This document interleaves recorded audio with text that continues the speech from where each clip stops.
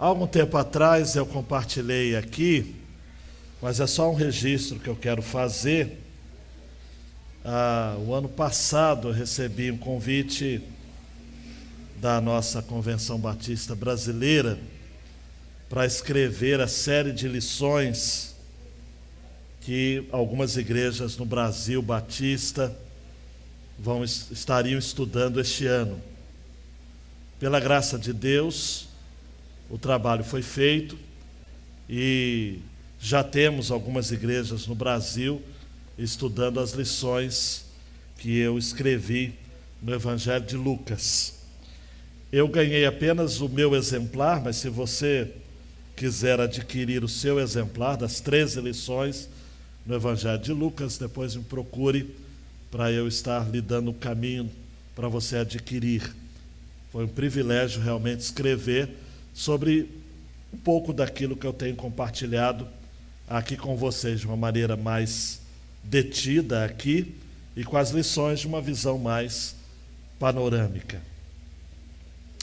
Uma das lições preciosas do Evangelho de Lucas é o fato de que Jesus conta histórias muito valiosas.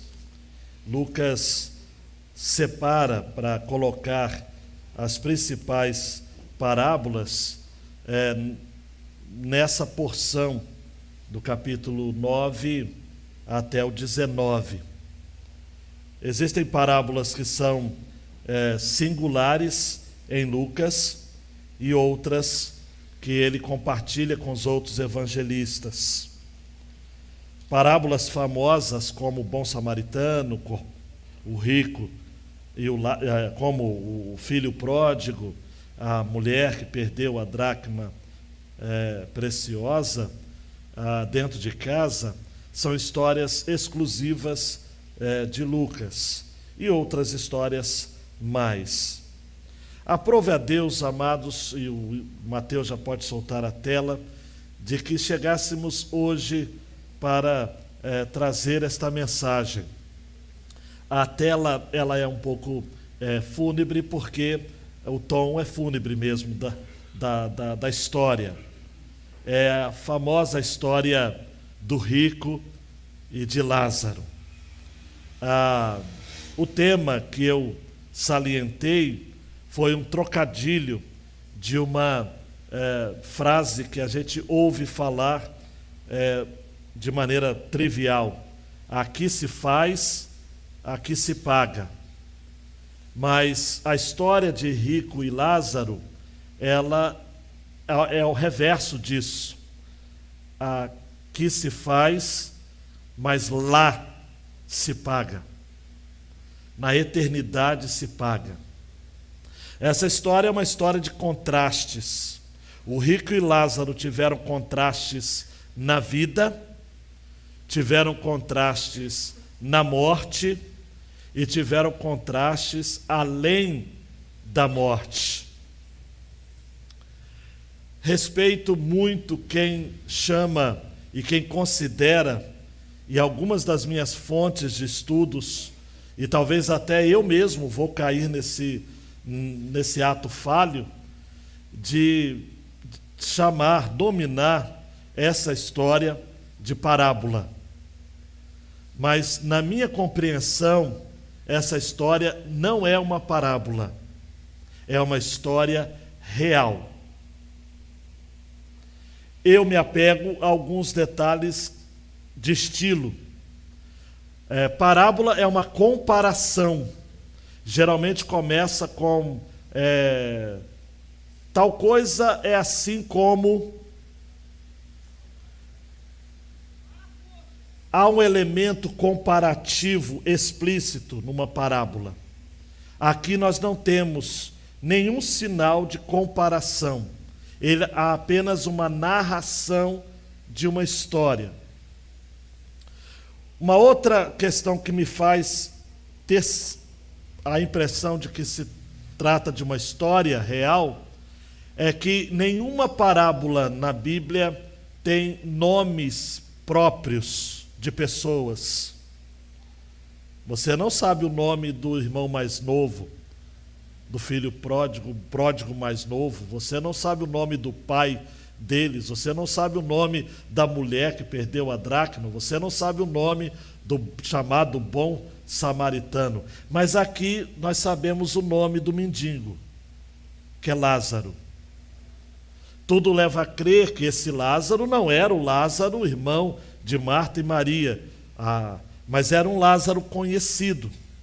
O modo, João Batista, que Jesus conta essa história, parece que esse Lázaro morava ali na esquina. E Jesus conta como se todos soubessem quem era. Particularmente, eu vejo essa história como uma história real também, por alguns detalhes muito interessantes, e que só Jesus poderia contar uma história real assim, porque só ele tem uma visão que transcende o tempo. Então essa é uma história que começa na terra e que se estende até a eternidade, falando de relações de uma vida por vir.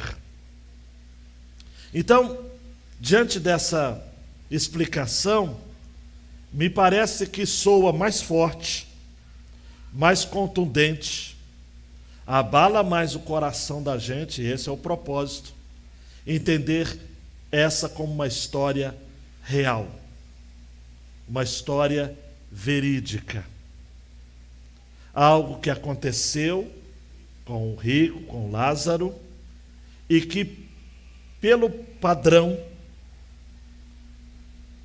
irá acontecer conosco também. A pergunta, o Berval, que não quer calar, é com quem nós vamos nos identificar. Com o rico, que Jesus nem se preocupa em dizer o nome dele, e com Lázaro, o mendigo, que Jesus dá o nome, que Jesus o dignifica, que Jesus o coloca em lugar de destaque na eternidade. A mensagem desta noite também ela é dura para quem não quer pensar sobre a morte. Eu sei que tem gente que se tiver a oportunidade vai dizer: opa, estão me chamando lá fora, meu telefone está tocando. Porque tem gente que não quer pensar nisso. Tem gente que não quer pensar em céu e inferno. Tem gente que não gosta de pensar de eternidade. O dia da morte, amados, e a imagem é essa, as flores, o caixão, é uma realidade que todos nós vamos passar. Rico, pobre, branco, negro, culto, inculto, todos nós. Então a mensagem desta noite tem essa temática: o que se faz aqui vai se pagar na eternidade. E isso é inexorável, inevitável, não se tem inescapável. Não vai ter como. Absolutamente. Agora, é uma mensagem de esperança também, porque a nossa pena pelo pecado já foi paga. E a gente não teme mais o inferno, porque a gente está seguro que iremos para o céu. Mas e quem não tem essa certeza? Precisa considerar algumas verdades que a gente vai pontuar aqui. Vamos ao texto. Lucas 16, 19 a 31. Ora, havia certo homem rico que se vestia de púrpura e de linho finíssimo, e que se alegrava todos os dias com grande ostentação. Havia também certo mendigo chamado Lázaro, coberto de feridas, que ficava deitado à porta da casa do rico. Ele desejava alimentar-se das migalhas que caíam da mesa do rico, e até os cães vinham lamber-lhe as feridas. E aconteceu que o mendigo morreu e foi levado pelos anjos para junto de Abraão. Morreu também o rico e foi sepultado. No inferno, estando em tormentos, o rico levantou os olhos e viu ao longe Abraão e Lázaro junto dele. Então, gritando, disse: Pai Abraão, tenha misericórdia de mim e mande que Lázaro molhe a ponta do dedo em água e me refresque a língua, porque estou atormentado neste fogo. Mas Abraão disse: Filho, lembre-se de que você recebeu seus bens durante a sua vida, enquanto Lázaro só teve males. Agora, porém, ele está consolado aqui, enquanto você está em tormentos.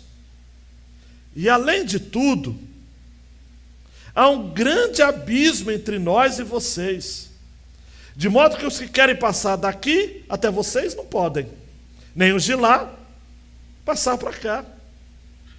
Então o rico disse: Pai, eu peço que mande Lázaro à minha casa paterna, porque tenho 5 irmãos, para que lhes dê testemunho, a fim de que não venham também para este lugar de tormento.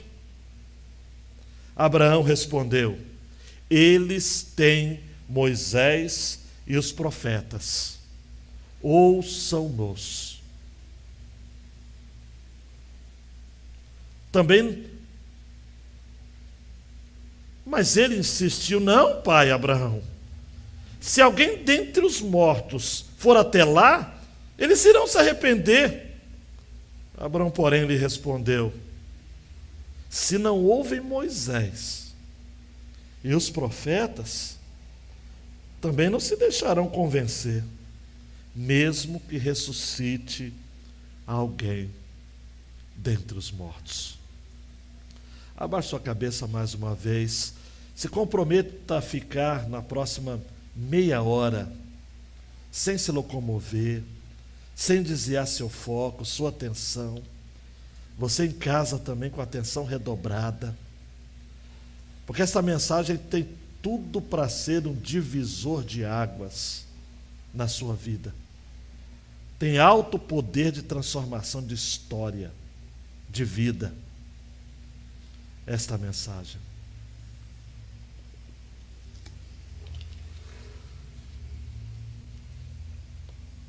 Nos abençoe, Deus.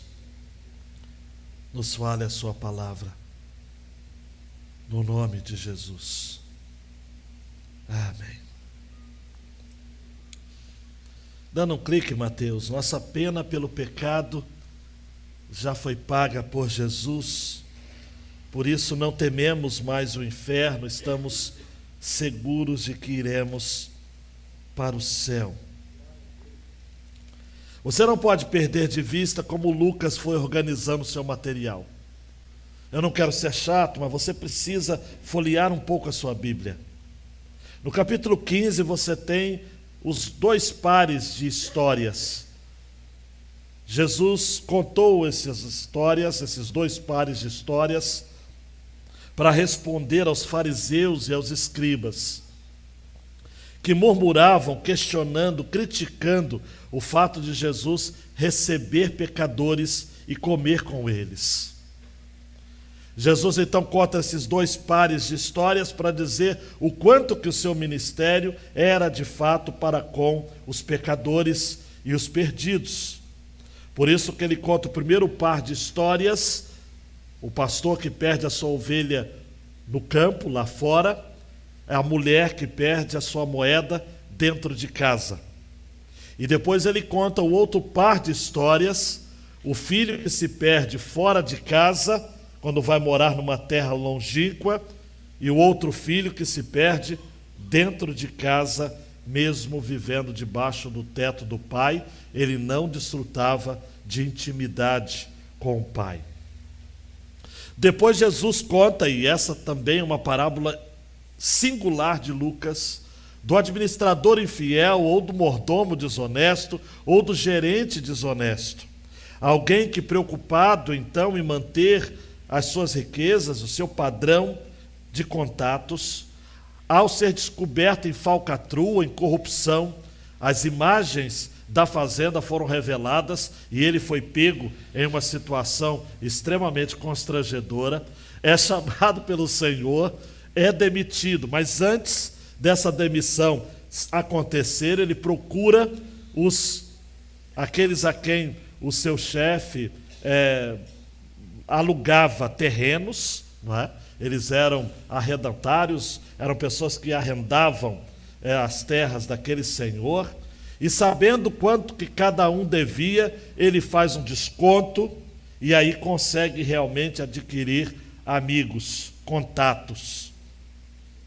O seu patrão lhe elogia, não pela sua honestidade, mas pela sua esperteza, e Jesus aproveita então para compartilhar um poema, dizendo que aquele que ama o dinheiro não pode amar a Deus. Aquele que serve, cultua ao dinheiro, não pode cultuar a Deus. No domingo passado, você esteve aqui, se não, acompanhe essa mensagem depois. Jesus identificou os fariseus como avarentos. Avarento é a pessoa que sempre está querendo mais, a pessoa que é escrava do vil metal, escrava do dinheiro.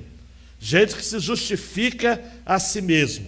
E aí Jesus ensina então de que a lei e os profetas duraram até João, e agora, deste tempo em diante, o evangelho do reino de Deus é anunciado na pessoa de Jesus e exige esforço de cada um. Eu disse aqui, ninguém pode servir a Jesus na base do oba-oba, na base do liberou geral. Seguir a Jesus, servir a Jesus, implica pagar um preço. E implica fazer aquilo que é correto diante da lei também. A lei de Deus e a lei dos homens. E aí eu terminei a mensagem porque Lucas coloca aqui a fala de Jesus sobre o divórcio. E eu falei de que isso foi uma ilustração, uma história, que Jesus fez questão de dizer o seguinte: olha, a instituição mais sagrada que existe é o casamento. Logo, o modo como você lida com o casamento diz muito do modo como você lida com Deus e com as coisas de Deus. Então não repudie a sua mulher, não se case com outra mulher, porque aquele que casa com a mulher repudiada comete adultério. Daí então, Jesus conta essa história. E agora o alvo de Jesus então foi mexer com os saduceus, que não acreditavam em vida após a morte. E ao mesmo tempo continuar dando uma estucada nos fariseus, porque eles eram avarentos. A maioria dos fariseus eram ricos.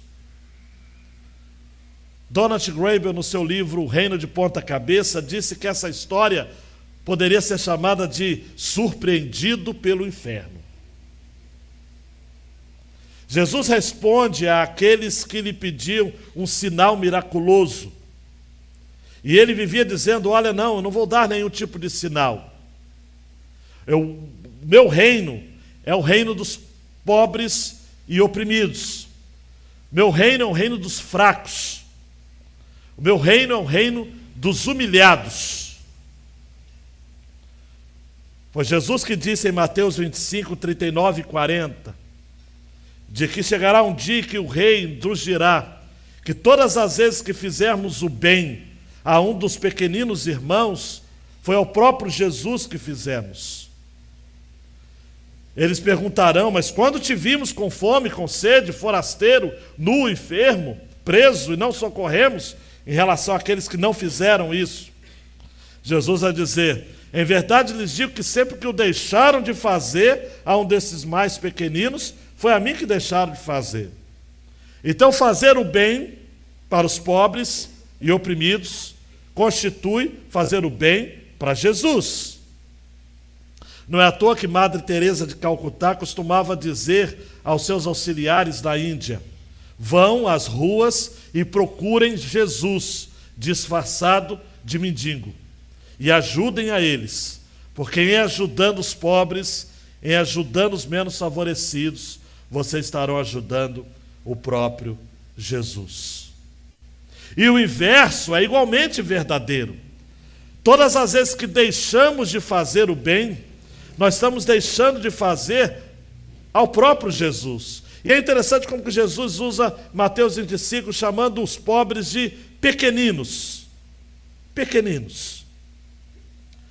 No julgamento final, amados e amadas, ninguém vai poder escapar. Nós vamos ser recompensados ou condenados pelas respostas que demos ao faminto, ao sedento, ao nu, ao estrangeiro, ao prisioneiro e ao enfermo. Se isso não soa bem aos seus ouvidos, se isso lhe parece comprometedor do ponto de vista político, para com isso. É evangelho. O evangelho de Jesus é para os pobres. É para os pobres. Quando perguntaram os discípulos de João, como nós vamos saber se você, João nos mandou aqui para dizer, para perguntar se você é o Cristo ou se nós vamos esperar por outro. Jesus disse, olha, aqui é o seguinte, os cegos vêm, os surdos falam, os coxos andam e aos pobres é anunciado o Evangelho. Amados, nós sabemos quem são os pobres. É impossível viver num país como o nosso sem lidar com a pobreza. O pobre, o miserável, é alguém que está à beira da morte o tempo todo. São pessoas sem esperança. São pessoas sobrecarregadas de sofrimento. Para estes, a vida é muito miserável para ser chamada de vida. Mas quando encontramos no Evangelho um Jesus tão sensível a estes, um Jesus que traz vida para aqueles que são tão bons quanto mortos. Jesus cura, dá audição aos surdos, faz andar os coxos, faz falar os mudos, dá sanidade aos loucos, pureza aos leprosos, liberdade aos oprimidos. Tudo isso é importante. É o ano aceitável do Senhor. Daí então, amados, com essa ideia em mente, Jesus conta essa história, que eu não vou repetir. Dando um clique, Mateus, o que se faz? O que nós temos aqui é o que se faz na terra. Nós temos aqui a história de um homem rico, que se vestia bem, que gostava de uma ostentação, roupas roxas, finas, cor de púrpura, roupas íntimas egípcias, caríssimas. Jesus já havia dado a sua opinião sobre os ricos.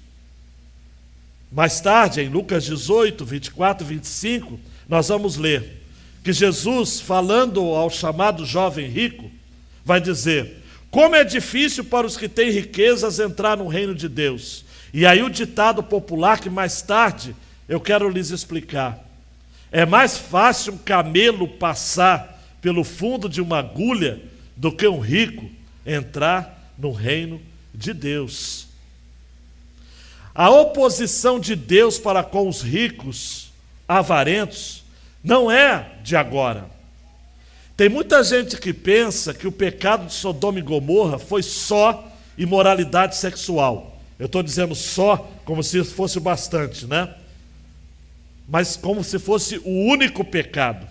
Mas o profeta Ezequiel, no capítulo 16, 49, vai dizer de que além da imoralidade sexual de Sodoma e Gomorra, havia um outro pecado, que era o principal pecado, diga-se de passagem. Diz assim o texto, preste atenção, Ezequiel 16, 49. Eis que esta foi a iniquidade de sua irmã Sodoma. Ela e suas filhas foram orgulhosas, tiveram fartura de pão e próspera tranquilidade, mas nunca ampararam os pobres e os necessitados. Seja sincero, você já tinha se apercebido de que o maior problema de Sodoma e Gomorra foi o fato de que, a despeito da fartura que a maioria da população tinha, eles desprezavam os pobres e os necessitados? Tem gente, amados, que é insensível demais, como esse homem rico. Se vestia de púrpura, de linho finíssimo, se alegrava todos os dias. E se esquecia, então, daqueles a quem ele poderia ser mais generoso. Esse homem, amados, era como o retratado pelo Salmo 49, 12 e 13. O ser humano não permanece em sua ostentação. Pelo contrário, é como os animais, perecem. Tal proceder é tolice deles, mas os seus seguidores aplaudem o que eles dizem. Até parece que o salmista conhecia o advento das redes sociais. Seguidores aplaudindo o que ricos influencers fazem ou deixam de fazer com seu dinheiro.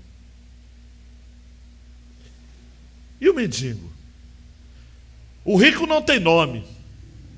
É rico. Ele se basta. Ele se chama de meu bem, olhando para o espelho. Ele festeja. Ele esbanja. Ele se alegra com ostentação. Ele não anda, ele desfila. Ele é capa de revista. Mas e Lázaro? Lázaro é um mendigo. O radical da palavra mendigo no grego é guspe. É isso que você está pensando. Ele era um guspido. Tinha nome, porque o Senhor dá nome a todos os que são pobres. O Senhor entende o que é ser pobre, porque Paulo vai escrever aos Coríntios dizendo que, a despeito de ser Deus, ele se fez pobre por nós. Ele não dá qualquer nome, não. Lázaro significa, no hebraico, aquele a quem Deus ajuda.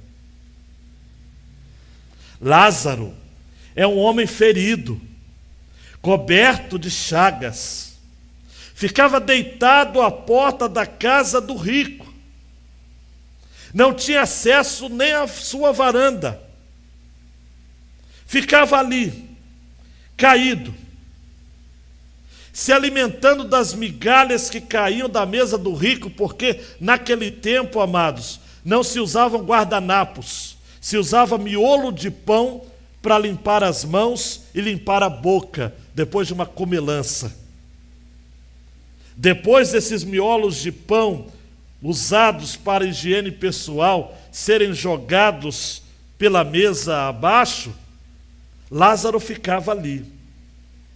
Diz o texto que ele desejava se alimentar daquilo. Os únicos solidários à miséria de Lázaro eram os cães. E olhe para mim, amados, é uma questão cultural aqui, Uberval. Quando Jesus contou essa história e falou, até os cães vinham lamber as suas feridas, os judeus ortodoxos tradicionais franziam a testa. Por quê? Porque quem era chamado de cães pelos judeus? Os gentios, os não-judeus, os que eram alijados, expulsos do povo de Deus. Os cães, amados, eram mais sensíveis do que o rico. O rico não lhe dava nada. O rico, amados, nem o enxergava. Lázaro sofria aquilo que hoje os estudiosos chamam de invisibilidade social. Ninguém o via. Ninguém se importava com ele. Ele tinha fome. Quando eu vejo nesse texto os cães lambiam suas feridas, me lembro da mulher Ciro-Fenícia. Está lá em Mateus 15, 27, que disse para Jesus, é verdade, Senhor, os cachorrinhos comem das migalhas que caem da mesa dos seus donos. O quadro é esse, contrastes na vida. Mas ainda nesse ponto que se faz, nós temos agora os contrastes na morte. Versículo 22. O mendigo morreu. É interessante, Adriano, que o texto só fala assim, morreu. Quem é pobre só morre, amados. Não teve velório digno. Não teve carreata, funeral. Morreu. O mendigo morreu. Talvez, amados e amadas, me permita fazer aqui uma suposição com vocês, um exercício aqui. Quem sabe um mendigo morreu um dia, Linalvo, perceberam que ele morreu uma semana depois, mas ele morreu. Só que olha o contraste aqui. O mendigo morreu e foi levado pelos anjos para junto de Abraão. Antes que você pense o seguinte: ele foi salvo só porque ele era pobre? Claro que não. Lázaro é o que Deus ajuda. Ele tinha vida com o Senhor. E isso causa, amados, causou entre os fariseus, saduceus, escribas, e causa até nós hoje. Tem algumas igrejas, por exemplo, que não aceitam esse texto, reinventam esse texto, porque a pessoa pode ser pobre e salva, e crente, e piedosa. Tem gente que pode servir a Deus e mesmo assim ter o corpo cheio de chagas. O diferencial, amados, do homem de Deus não é apenas como ele vive aqui, mas ele ter certeza para onde que ele vai. Lázaro o tempo todo tinha certeza, ele morreu, talvez ninguém tenha notado a ausência dele, o nome dele não apareceu na Costa Azul, o nome dele não apareceu em nenhum destaque, absolutamente, ele morreu, mas os anjos o levaram para junto de Abraão. Jesus disse, e eu repito para você: ajunte tesouros no céu, porque lá a traça e a ferrugem não consome, os ladrões não minam nem roubam. Tem gente que está tão preocupada em juntar tesouros aqui na terra e se esquece disso. Lázaro era rico para com Deus. Aqui na terra ele era mendigo, cuspido, mas foi levado por anjos. Chegou no céu abafando. Se o rico ostentava aqui com linho fino, de púrpura e com roupa íntima vindo do Egito, o mendigo maltrapilho, cheio de pereba, chegou no céu carregado por anjos e foi ao encontro do pai Abraão. O seio de Abraão. Há apenas esse lugar na Bíblia para essa expressão.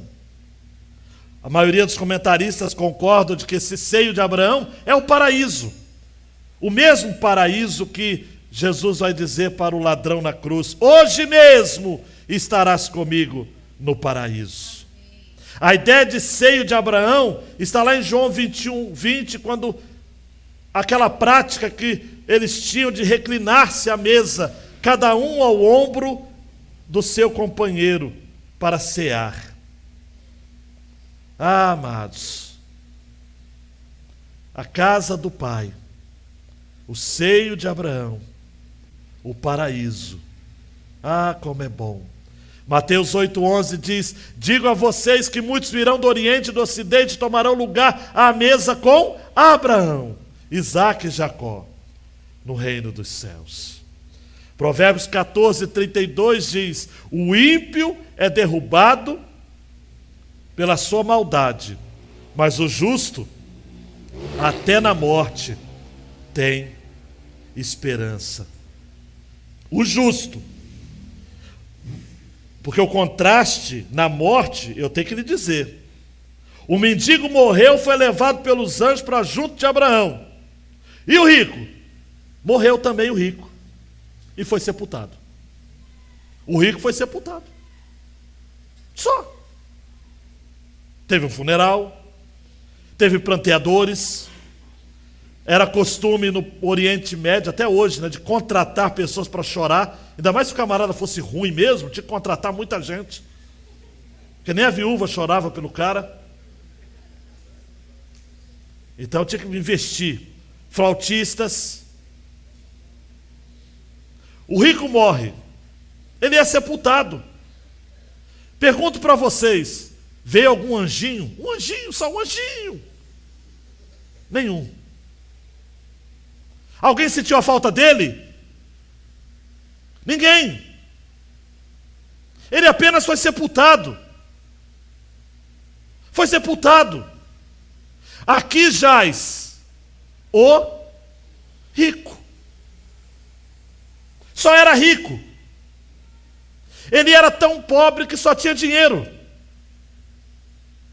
tinha saúde, podia comprar o que pudesse, mas quem sabe adoeceu, não pôde comprar a cura. Não se compra a cura.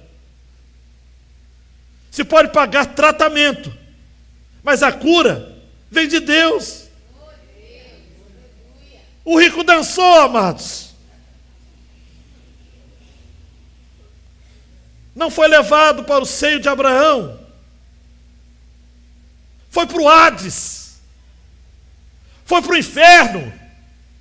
Hades no hebraico significa lugar invisível, lugar dos mortos, lugar de tormento. Marcos capítulo 9 vai dizer, presta atenção aqui, o bicho não morre e o fogo nunca se apaga. O inferno não é apenas um lugar, Tati, é um estado de tormento eterno.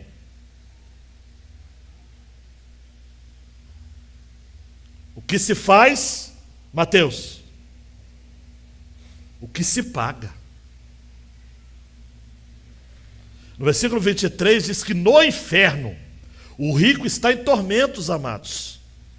O rico levanta os olhos e vê ao longe. Repita comigo, ao longe. Ao longe. Abraão e Lázaro junto dele. Ah, amados, eu queria ser um passarinho para chegar. Não queria não. Para ver a cara do rico. Olhando Lázaro se dá bem. Lázaro está se dando bem. A maior agonia do rico é ver um pobre se dar bem. Isso já é na vida. Vai fazer de tudo para derrubar. Vai fazer de tudo para desconsiderar. Vai fazer de tudo para puxar o tapete. O rico quer ser mais rico. Se ele for ser rico pisando na cabeça do pobre, é igual aquele personagem do Chico Anísio. Eu odeio pobre. Mas agora o rico, amados, está pianinho. Levanta os olhos. Vê Abraão e Lázaro junto dele. Versículo 24 diz que ele gritou. Gritou porque ele está no inferno, amados. Ele está no reino do mundo invisível. Ele está no lugar profundo. Ele está no lugar onde os espíritos são despojados dos seus corpos. Ele está morto. Não perca a ideia de que ele foi sepultado, ele está morto. E o grito de dor desse homem pobre e rico é doloroso. Ele diz: Pai Abraão, tenha misericórdia de mim. Amados, um homem que durante a sua vida não teve misericórdia de ninguém, não foi sensível à dor de ninguém, nem ao menos chamava Lázaro para entrar na varanda para lhe dar um prato de comida digno. Um homem que durante a vida foi completamente absorto em si mesmo. Agora ele diz, ainda com arrogância, cá para nós, tá? Manda que Lázaro molhe a ponta do dedo em água e me refresque a língua, porque estou atormentado neste fogo. Até no inferno, esse rico é abusado, manda Lázaro. Achava ainda que Lázaro, de alguma forma, estava debaixo da sua alçada. Ah, amados, enquanto Deus garante a saciedade dos pobres e necessitados, enquanto Deus abraça aqueles que estão no seu seio, preste atenção, o rico não tem ninguém por ele. O rico está com a alma seca, a língua ardendo em fogo. Manda Lázaro, Senhor, Pai Abraão, manda Lázaro molhar a ponta do seu dedo na água e refrescar a minha língua, pois eu estou atormentado. Deus tem compromisso, amados, com os pobres e necessitados. Isaías 41:17 diz: os pobres e necessitados buscam água, mas não a encontram. A língua deles está ressequida de sede. Mas eu, Senhor, os ouvirei. Eu, Deus de Israel, não os abandonarei. Mas o rico não. O rico recebeu os bens na terra. Lázaro só recebeu os males. Agora Lázaro recebe consolo e o rico agonia em tormentas. É isso que Abraão fala no versículo 25. Abraão disse: filho, lembre-se de que você recebeu seus bens durante a sua vida, enquanto Lázaro só teve males. Agora, porém, ele está consolado aqui, enquanto você está em tormentos. E, além de tudo, há um grande abismo entre nós e vocês, de modo que os que querem passar daqui até vocês não podem, nem os de lá passar para cá. Repita comigo: grande abismo. Amados, entre o céu e o inferno há um grande abismo. Não há possibilidades. Jesus disse nas bem-aventuranças, Lucas 6:20, bem-aventurados são vocês os pobres, porque o reino de Deus é de vocês. E disse também no verso 24, ai de vocês os ricos, porque vocês já receberam a consolação. Vocês não foram consolados aqui na terra? Então agora, na vida por vir, vocês não têm mais o que receber. Paulo aos Filipenses vai dizer aquilo que retrata esses ricos. O destino deles é a perdição. Lucas 14, Filipenses 4:19. O destino deles, 3:19. O destino deles é a perdição. O Deus deles é o ventre. E a glória deles está naquilo de que deviam se envergonhar, visto que só pensam nas coisas terrenas. O Salmo 9:17 vai dizer: no inferno serão lançados os perversos, todas as nações que se esquecem de Deus.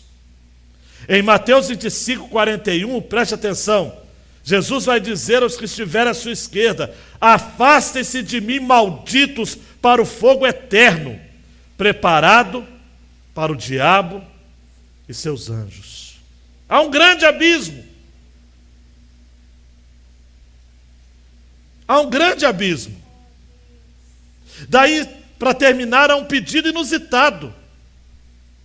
O rico, mais uma vez, sem se arrepender, até mesmo porque no inferno ninguém se arrepende.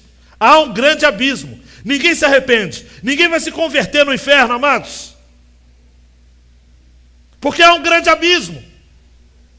Você só tem essa vida para decidir seguir a Jesus e servi-lo integralmente. Você só tem essa vida. Morreu, já está definido o seu caminho. Não tem como, há um grande abismo.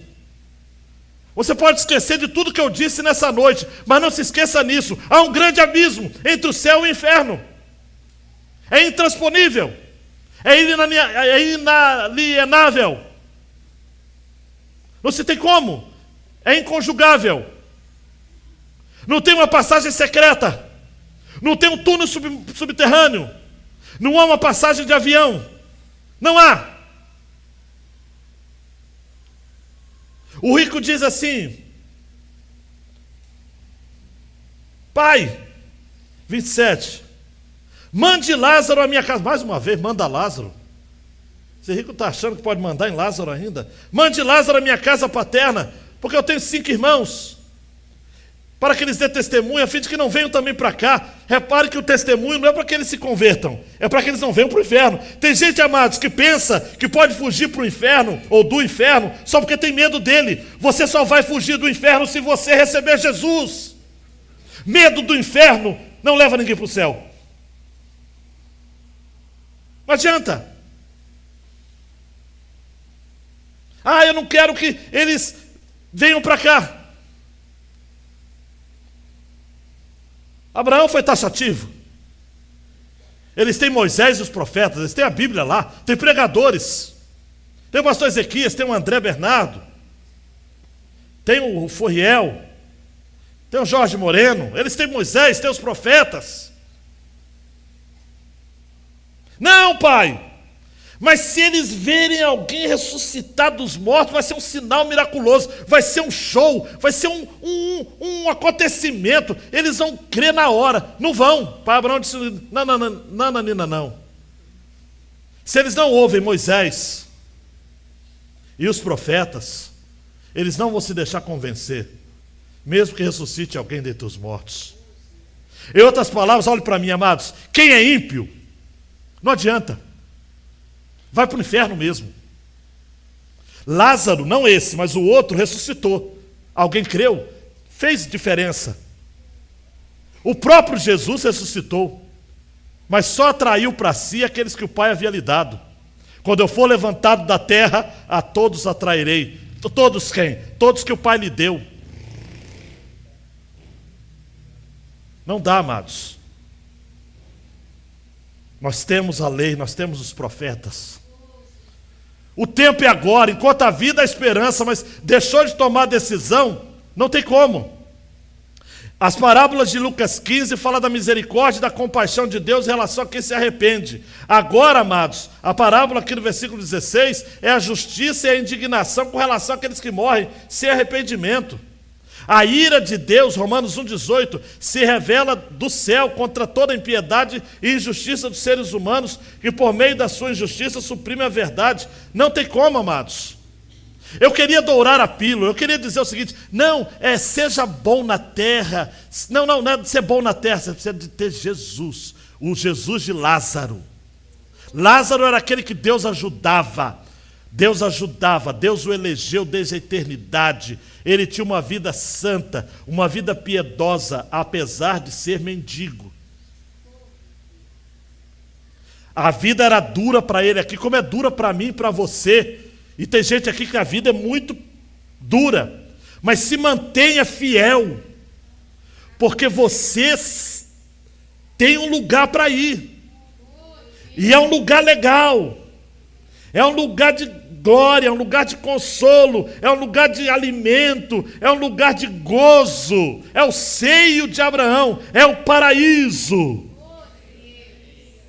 Agora, se você for daqueles que só pensa naqui, só pensa nas coisas terrenas, só pensa em faturar, só pensa em lucrar, só pensa em brilhar, só pensa em se dar bem, só pensa em ter holofotes, em quantos likes você tem nas redes sociais, curtidas, compartilhamentos, você que é o cara, você anda, posta e tal, e posta o que está comendo, e eu estou nessa, e eu estou bem a beça. Você que é desses que se exibem, que se justificam a si mesmos, que ignora os pobres e necessitados, que é incapaz de dar a ajuda a quem precisa.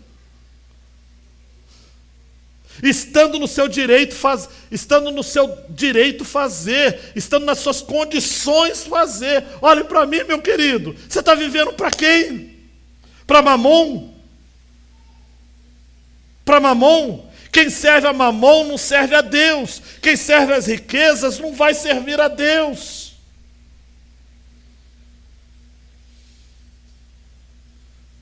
Se distrai, você está muito distraído. Rede social está te distraindo, namoro está te distraindo, trabalho está te distraindo, dinheiro está lhe distraindo, carreira está lhe distraindo. Mateus dando 2 cliques, olha só, a riqueza que os homens aqui na terra valorizam tanto, para Deus não significa absolutamente nada. Nada. Hein, Jean, Norma, Joanilson, as pessoas que valorizam riquezas, para Deus isso não significa nada. Os avarentos não herdarão o reino dos céus, amados.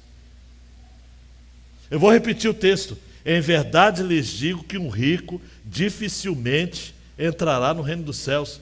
É mais fácil um camelo passar pelo fundo de uma agulha do que um rico entrar no reino dos céus, reino de Deus. Ah, pastor, o senhor disse que ia explicar essa parábola. Eu vou explicar literalmente. É um camelo passar pelo fundo de uma agulha. Pode. Da mesma forma, um rico avarento não pode entrar no reino dos céus. É impossível.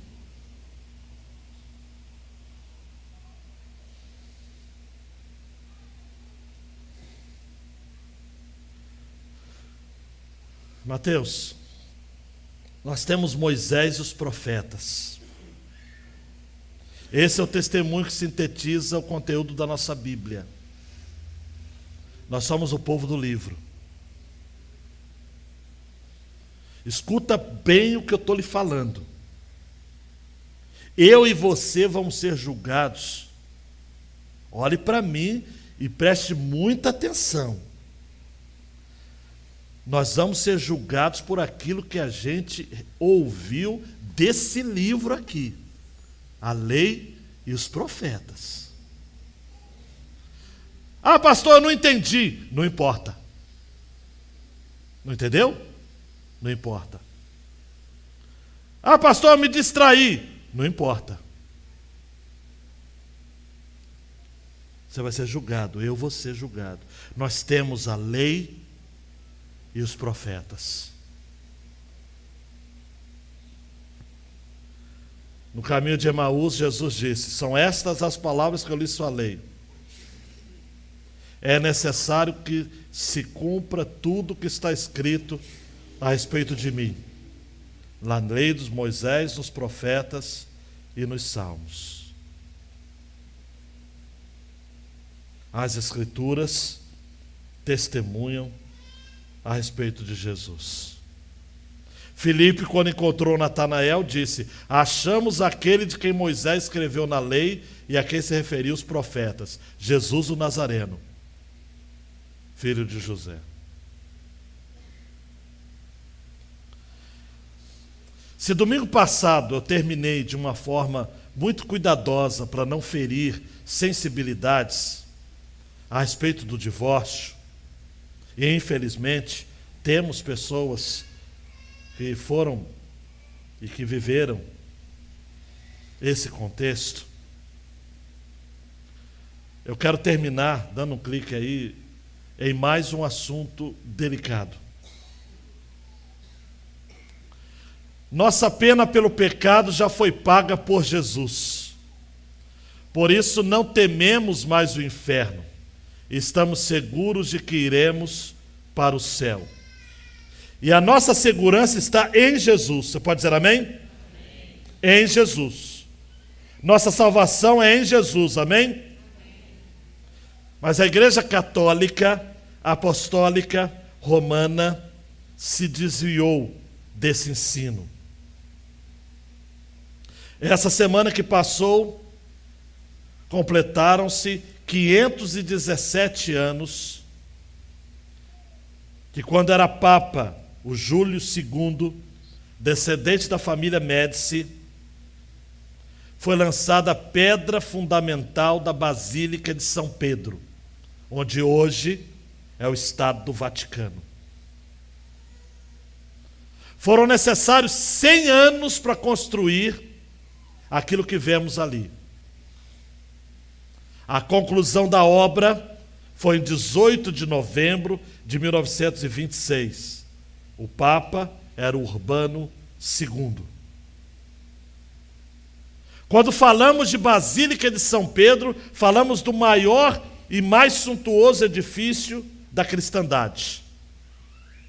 Exigiu enormes despesas. A hierarquia católica pressionava os fiéis durante um século para abastecer os cofres do Vaticano.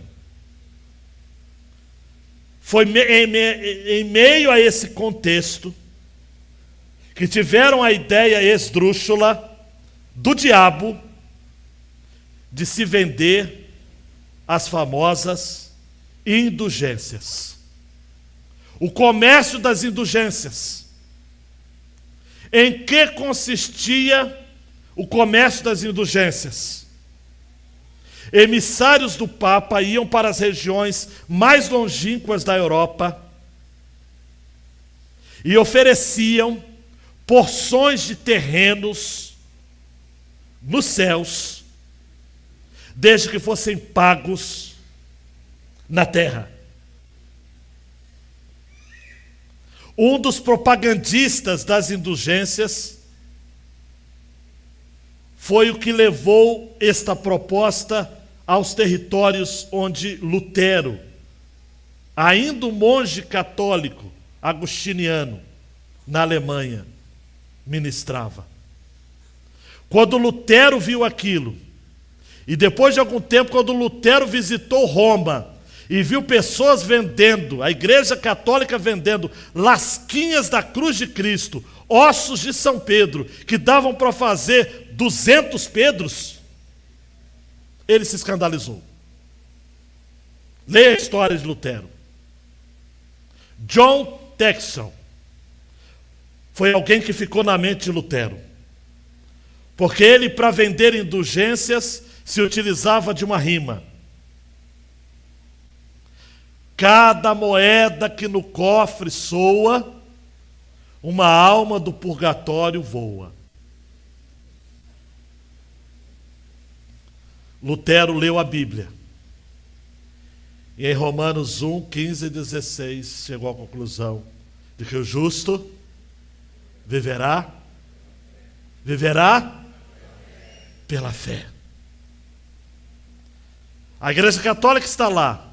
A Basílica, com seus 23 mil metros quadrados, que reúne 60 mil devotos, está lá.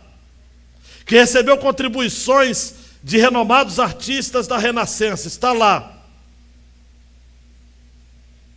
No mesmo lugar que supostamente Nero construiu o seu Coliseu e que provavelmente for executado São Pedro. Está lá. Mas, queridão, queridona, o que não nos sai da mente é o versículo 17 que lemos aqui. A justiça de Deus se revela no Evangelho, de fé em fé. Como está escrito, o justo viverá por fé. Amém. A Igreja Católica é como o rico. Morreu e foi sepultado. E passou a ser atormentado pelas angústias da consciência. Nós, os justificados por Cristo, somos como o mendigo,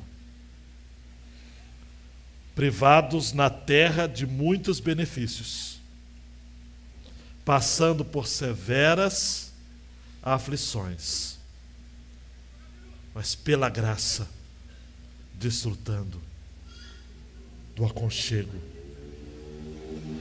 de Abraão e do próprio Deus. Nossa pena pelo pecado já foi paga por Jesus. Não foi por Roma, não foi por indulgências. Por isso não tememos mais o inferno. Estamos seguros de que iremos para o céu. Abaixe sua cabeça, queridão e queridona.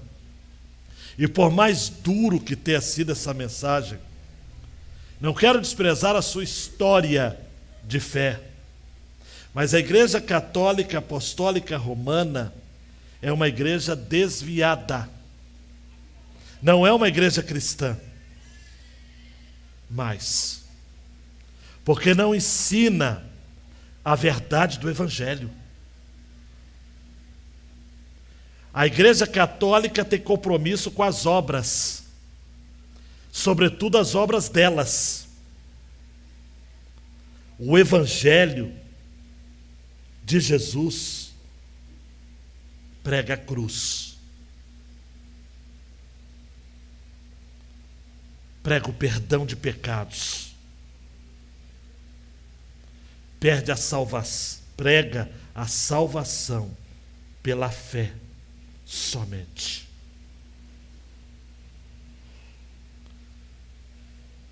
Caminhar na Igreja Católica é caminhar como rico para o inferno. Caminhar no Evangelho é caminhar com o mendigo para o seio de Abraão. E há um abismo entre os dois. Um abismo não. Há um grande abismo entre os dois.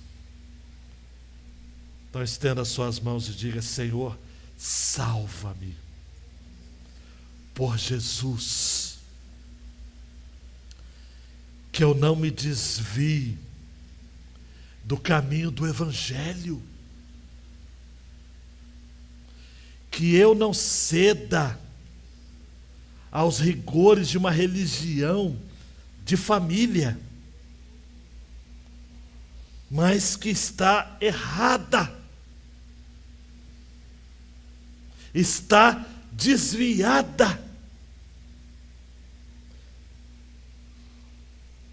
E enquanto estou vivo, eu quero viver para o meu Deus, de acordo com a lei e os profetas que apontam Jesus, porque a Bíblia fala de Jesus, e eu quero servi-lo. Lutero pagou um preço alto por isso, e por isso estamos aqui pregando o sola vide. Somente a fé em Jesus pode levar o homem à salvação. Não vem das obras, Efésios capítulo 2, para que ninguém se glorie. Se a Igreja Católica ensina que fora da igreja não há salvação, nós pregamos: fora de Jesus não há salvação.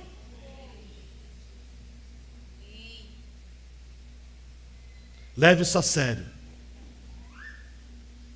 Você não terá uma outra vida para tomar essa decisão. Tem que ser agora. Deus, as pessoas estão de mãos estendidas agora. E há uma luta, uma guerra. A gente só tem essa vida, Senhor. A gente pode sair daqui, um carro pode nos pegar. A gente pode, aqui mesmo, um infarto fulminante nos pegar. A gente pode estar com uma doença incurável, a gente não sabe. A gente quer viver esse tempo de vida que o Senhor nos dá com essa seriedade, de que mesmo que a nossa vida seja sofrida como a de Lázaro, nós sabemos para onde nós vamos. Livra-nos da insensibilidade do rico. Livra-nos, ó Pai, da vida ou do estilo de vida que só procura likes e curtidas. Deus, nos livre do caminho da maioria, do caminho largo que conduz à perdição, e são muitos os que se perdem. Dá-nos consciência do caminho estreito. Deus, não nos deixe passar dessa vida sem o nosso encontro com o Senhor. E uma vez nos encontrando com o Senhor, nos persevere no caminho. Amém, Jesus. Amém. Não deixa a gente se perder, Deus. Não deixa a gente perder a sensibilidade para com aqueles que precisam da gente. Deus, mês que vem vamos ter batismos. E depois uma nova classe. Desperta pessoas para romper barreiras, para seguir o seu caminho, Senhor. Faça isso, Deus. Faça isso, Deus. Em o nome do Senhor Jesus.